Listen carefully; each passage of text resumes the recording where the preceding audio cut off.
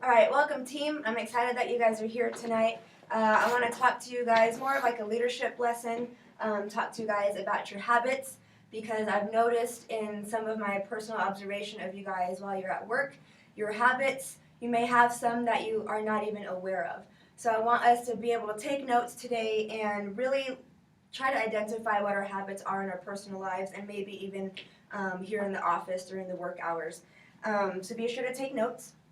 The first thing I want to give you is the definition of a habit, and that is when something becomes automatic. So a habit is something that becomes automatic.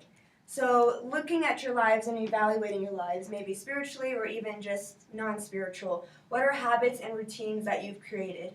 And I want you to try to trace back to choices and patterns that you've created that have made that habit a routine in your everyday life. Because everything stems directly from habits that you've created.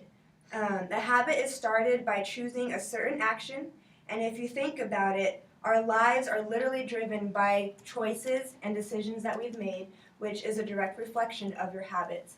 And so in the work area, if it's during the office hours, if you have a habit of being late, what are you going to do to change that? How can you make yourself aware of the time or give yourself time in the mornings to be able to get here on time, maybe within 10 minutes of before you actually have to be here, to get your office set up, to get your mind prepped for the day and what you have to do that day.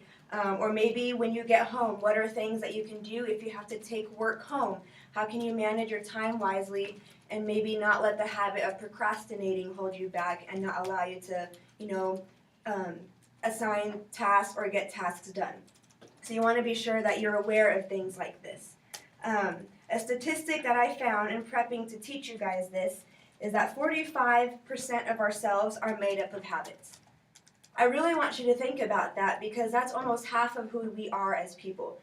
45% of yourself is a habit. So if you think about it, if you were to sum up yourself as a person, if all that you can see are bad habits, then half of who you are is based off of bad habits. And I really don't want that to be the function of our individual lives here as a team. We need to make sure as individuals that we all have instilled correct habits in our lives, that we're, abiding by biblical guidance. And if you guys have issues or things that you need to bring up, I'm here for that. We have many other leaders in the church that are here for that. And I think for a team to truly function, you as an individual have to have your habits and your life in order and in line to be able to function to the capacity that God has called you to function in, and to be able to just present the gospel in a correct way, because you may not realize it, but we work in the church office 5 days a week, really 7 days a week, almost 24 hours a day. We never stop. We're always the face of Jesus. We're always his hands, his feet. And so people who are not followers will look to us to see how you're supposed to act. And if they see you and they notice your bad habits, then they might not understand, well, if they have those habits, why do I need to follow Jesus? Because I have the same habits and they haven't fixed theirs. And so we just really need to always reflect Jesus in the most positive way. So I want to continue with that. With your habits, it's not just enough about your physical habits. When you're around the office, what is the habit of your words? Are you constantly degrading other people? Are you constantly negative about other people on the team?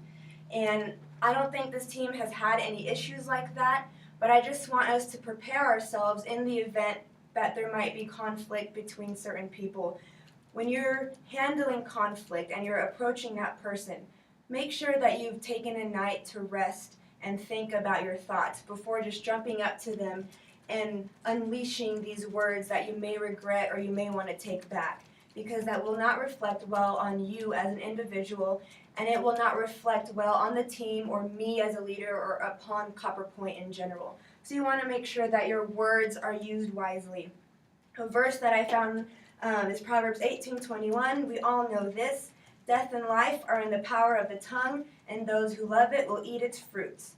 Another verse, Proverbs 16:24. Gracious words are like a honeycomb, sweetness to the soul and health to the body.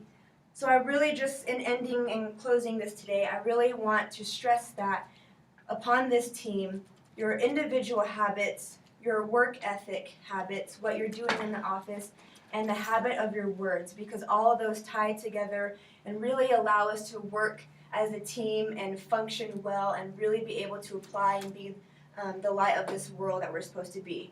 So thank you all for coming. Love you guys. It's going to be a great weekend. Thank you.